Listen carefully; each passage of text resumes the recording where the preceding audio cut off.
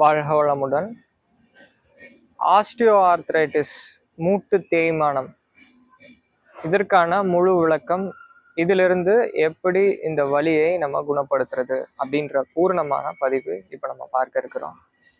இப்போ osteo arthritis அப்படின்னா என்னன்றது நம்ம முதல்ல தெரிஞ்சுக்கணும். ஆஸ்டியோ ஆர்த்ரைட்டிஸ் அப்படின்றது இன்னொரு பெயர் டீஜெனரேட்டிவ் டிசீஸ், மூட்டு தேய்மானம்.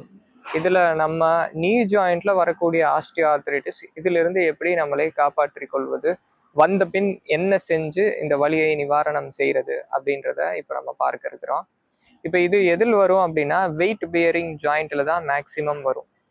இந்த ஆஸ்டியோ ஆர்த்ரைட்டிஸ் அப்படின்றது வயதானவர்களுக்கு மூட்டு வலி வருது அப்படின்னா அதற்கான மேஜர் ரீசனே இந்த ஆஸ்டியோ ஆர்த்ரைட்டிஸ் தான், இந்த மூட்டு தேய்மானம் தான்.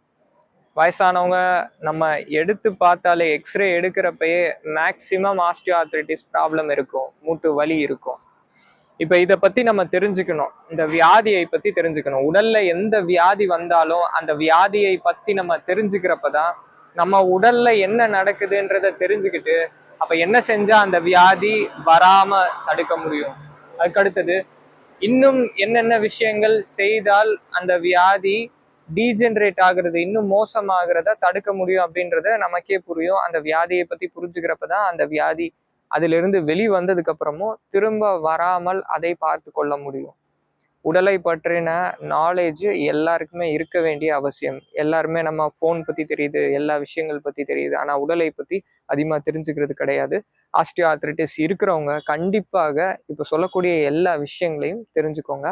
ஆஸ்டியோ ஆர்த்ரைட்டிஸ் அப்படின்றது இப்போ இரு ஜாயிண்ட் இருக்கு. இந்த ஜாயிண்ட்ல இது போனி ஸ்ட்ரக்சர், எலும்புகள். இந்த எலும்புகளுக்கு நடுவுல இருக்கக்கூடியது கார்டிலேஜ். கார்டிலேஜ் அப்படின்றது ஸ்பாஞ்சி ஸ்ட்ரக்சர்.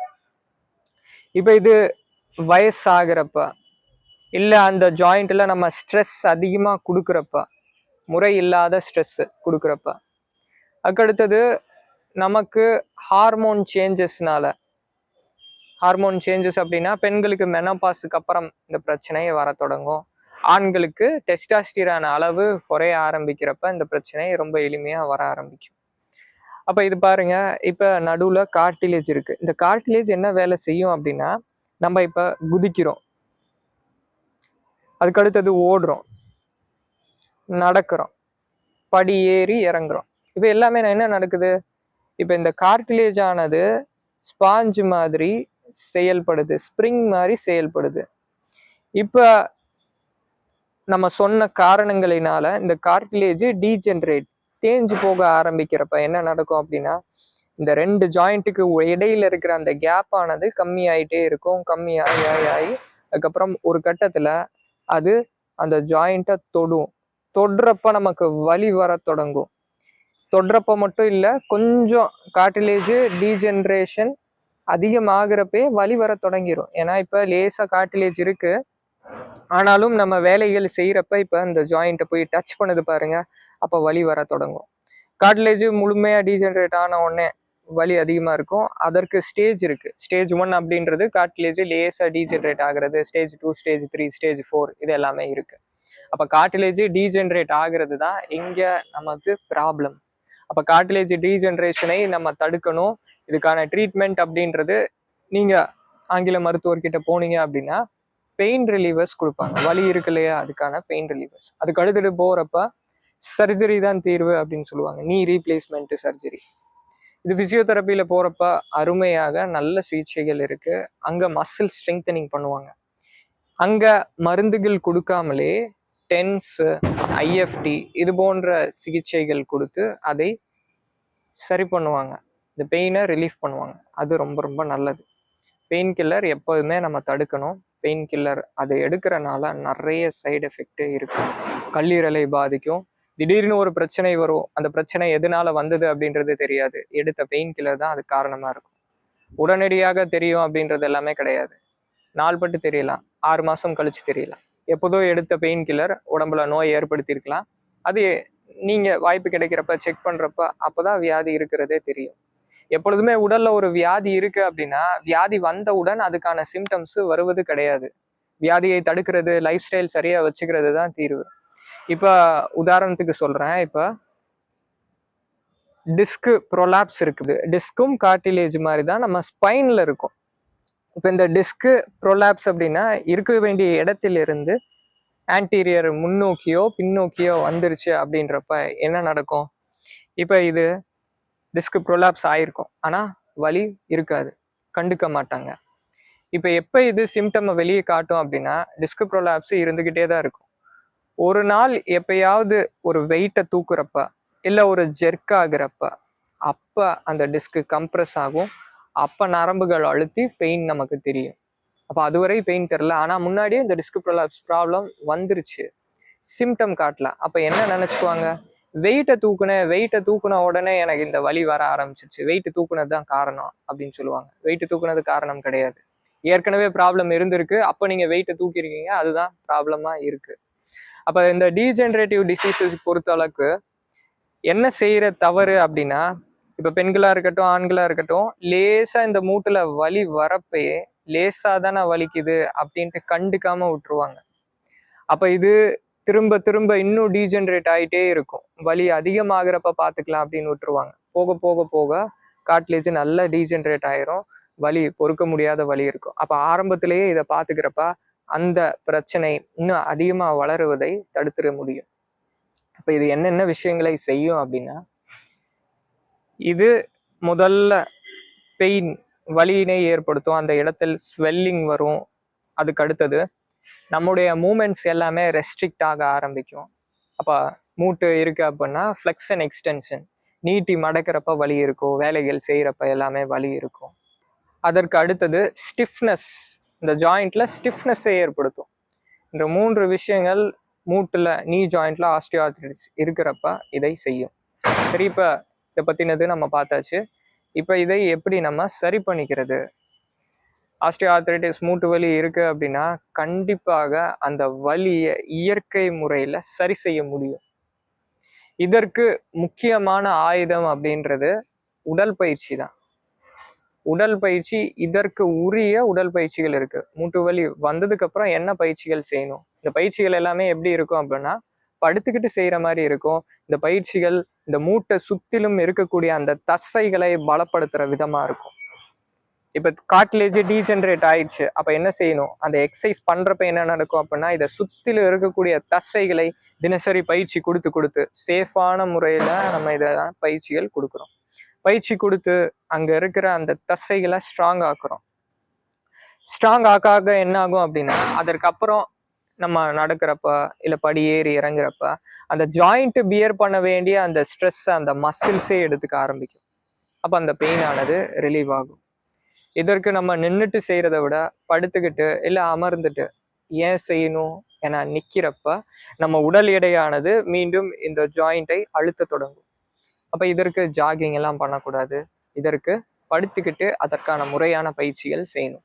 இப்போ இதுக்கு என்ன பயிற்சிகள் செய்யணும் அப்படின்றது நமது ட்ரெடிஷ்னல் ஃபிட்னஸ் யூனிவர்ஸ் யோகா சேனலில் நம்ம தொடர்ச்சியாக வகுப்பு எடுத்துட்டு இருக்கிறோம். ஆன்லைனில் எடுக்கிறோம். இப்போ யூடியூப்லேயும் 21 நாள் வகுப்பு எடுக்கிறோம். அந்த 21 நாள் வகுப்பில் 6ஆம் நாள் 7ஆம் நாள் 8ஆம் நாள் மூட்டு வலிக்கான சிறப்பான ஸ்பெசிஃபிக்கான ப்ராக்டிசஸ் இது எல்லாமே நம்ம சொல்லி கொடுத்துருக்குறோம். அந்த ப்ராக்டிசஸ் எல்லாத்தையுமே பாருங்க. அந்த பயிற்சிகள் தினசரி செய்யணும். 2வது விஷயம், வெயிட் கம்மி பண்ணும். Wait reduction. வெயிட் அதிகமாக நம்ம உடல்ல இருக்கிறப்ப என்ன நடக்கும் அப்படின்னா அதிகமாக வெயிட்டை இது இந்த ஜாயிண்ட்ல அழுத்தும். அப்போ வலியானது இன்க்ரீஸ் ஆகும். வெயிட்டை கம்மி பண்ணுறப்பயே 50% பெயினை அப்படி சரியாயிடும், ஊதி விட்ட மாதிரி சரியாகும். அப்போ வெயிட்டு கம்மி பண்ணுறதுக்கு என்னென்ன முறைகள் செய்யணுமோ அதை செய்துக்கோங்க. இன்டர்மிட்டன்ட் ஃபாஸ்டிங் இருக்கலாம், இரவு உணவு சீக்கிரமாக முடிக்கிறது. இது மாதிரி வெயிட்டை கம்மி பண்ணோம் அப்படின்ட்டு வேகமாக வெயிட்டை கம்மி பண்ணக்கூடிய முறைகள், மருந்துகள் எடுத்துக்கிறது, சப்ளிமெண்ட் எடுத்துக்கிறது, இதெல்லாமே தவிர்த்துட்டு கரெக்டான லைஃப் ஸ்டைல் சேஞ்சஸ். இரவு உணவு 7 மணிக்குள்ளே முடிக்கணும். இல்லை முடிஞ்சது அப்படின்னா அதுக்கு முன்னாடியே முடிக்க பாருங்க. காலை உணவு அல்கிளீனான உணவு, ரொம்ப எளிமையாக ஜீரணிக்கிற உணவுகள், குப்பை உணவுகள் எல்லாத்தையுமே நம்ம தவிர்த்துட்டு வெயிட் லாஸுக்கு இது மாதிரியான லைஃப் ஸ்டைல் சேஞ்சஸ் கொண்டு வரப்ப அப்போ வெயிட் லாஸ் நடக்கும். அப்போ அந்த மூட்டு வலி குறையும். அப்போ இந்த 2 விஷயங்கள். அதற்கு அடுத்தது 3வது, இதற்கான மூலிகைகள் இருக்கு. இந்த மூலிகைகள் எடுத்துக்கிறப்ப மிராக்குலஸாக இந்த பெயின் எல்லாமே ரிலீவ் ஆகும். இந்த கார்டிலேஜை திரும்ப டீஜெனரேட் ஆக விடாமல் தடுத்துரும். அதற்கு அடுத்தது உணவு. உணவில் கால்சியம், மெக்னீசியம் ரொம்ப ரொம்ப முக்கியம். அதற்கு அடுத்தது macro nutrients, carbohydrate, protein, fat, இதெல்லாமே மேக்ரோ நியூட்ரியன்ஸ். இது சரியான அளவில் நம்ம எடுத்துக்கணும். உணவில் ஆன்டி ஆக்சிடென்ட்டு நிறைஞ்ச உணவுகள், ஆன்டி இன்ஃப்ளமேட்டரி உணவுகள், இதை எல்லாமே சேர்த்துக்க ஆரம்பிக்கணும். இதை எல்லாத்தையுமே ஜாஸ்தியாக சேர்த்துக்கணும். அப்போ இது 3வது விஷயமாகுது. அடுத்தது நான்காவது ஸ்ட்ரக்சர், உடலுடைய அமைப்பு. ஸ்ட்ரக்சர் அப்படின்னா அலைன்மெண்ட்டை தான் ஸ்ட்ரக்சர்னு சொல்கிறோம். இப்போ நம்ம கோணல் மாணலாக உட்கார்றப்ப சோஃபாலேயே உட்காருவாங்க. அதுக்கு அடுத்தது நம்ம பின் பேக்கெட்டில் பர்ஸோ அல்லது ஃபோனோ வச்சிருக்கிறப்ப இது பெல்விஸுடைய அலைன்மெண்ட்டை மாற்றும். சரியான லைஃப் ஸ்டைலில் தான் இருப்பாங்க, ஆனால் பெல்விஸ் அலைன்மெண்ட் மாறிடுச்சு. இப்போ எக்ஸாம்பிளுக்கு சொல்கிறேன் பாருங்க, நம்ம இடுப்பு எலும்பு பெல்விஸ். இந்த பெல்விஸு சிமெட்ரியாக இருக்கணும், அலைண்டாக இருக்கணும். இந்த பெல்விஸு ஒன்று மேலே ஒன்று கீழே போகிறப்ப என்ன நடக்கும்? எந்த சைடு கீழே இறங்கி இருக்குதோ அந்த சைடு என்ன ஆகும்? இது இன்ஃபீரியர், இது சுப்பீரியர். இப்படி இருக்கிறப்ப அந்த சைடான மூட்டு பகுதியானது அழுத்தப்படும், அந்த சைடில் வலி வரும். அப்போ பெல்விஸுடைய அலைன்மெண்ட்டு சரியாக இருக்கணும். பெல்விஸுடைய அலைன்மெண்ட்டு சரியாக இருக்கிறதோட சேர்த்து பெல்விஸில் நமது தொடை எலும்பு ஃபீமர், அந்த ஃபீமருடைய ஹெட்டு, இதோடைய அலைன்மெண்ட்டும் சரியாக இருக்கணும். எல்லாமே சரியாக இருக்கணும் அப்படின்னா நம்ம கரெக்டான ஸ்ட்ரக்சர் பாடியில் மெயின்டைன் பண்ணணும். ஃப்ளாட்டான சர்ஃபேஸில் படுக்கணும். ரொம்ப பொதன்னு இருக்கிற பெட்டில் படுக்கக்கூடாது. அதுக்கு அடுத்தது சோஃபாவில் ஜாஸ்தியாக உட்காரக்கூடாது, ஃப்ளாட்டான சர்ஃபேஸில் உட்காரணும். ஸ்டூல், ஒரு உட்டன் ஸ்டூல் ஃப்ளாட்டான சர்ஃபேஸில் அதில் உட்காந்துக்கலாம். முதுகுத்தண்டு மேக்சிமம் முன்னோக்கி பின்னாடி எல்லாமே நம்ம வேலை செய்கிறப்ப செய்கிறோம்.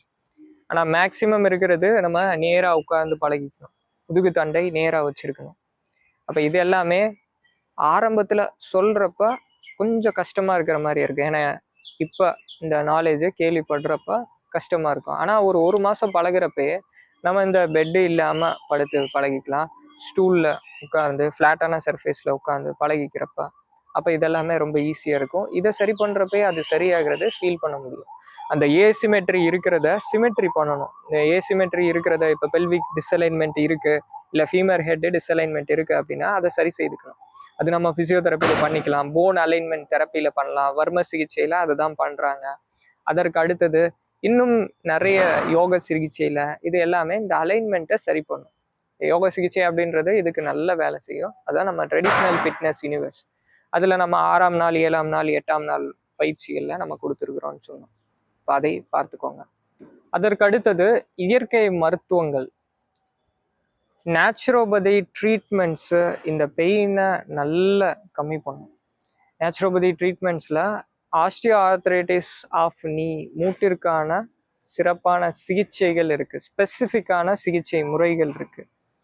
அந்த முறைகள் பயன்படுத்துகிறப்ப இந்த வலியை இயற்கையாக பெயின் ரிலீவர்ஸ் இல்லாமல் அதை சரி செய்ய முடியும். மற்ற விஷயங்கள் சொன்னதில் இந்த மூலிகை, நேச்சுரோபதி ட்ரீட்மெண்ட்ஸ் இது எல்லாமே வலியை இம்மீடியட்டாக ஸ்டாப் பண்ணுறதுக்கு ஹெல்ப் பண்ணும். இப்போ அடுத்தடுத்த பதிவுகளில் இந்த 6 விஷயங்கள் சொன்னதுடைய முழு விளக்கங்கள் இன்னும் டீப்பாக ஒவ்வொரு பதிவில் நம்ம பார்க்கலாம். நன்றிங்க. வாழ்க வளமுடன்.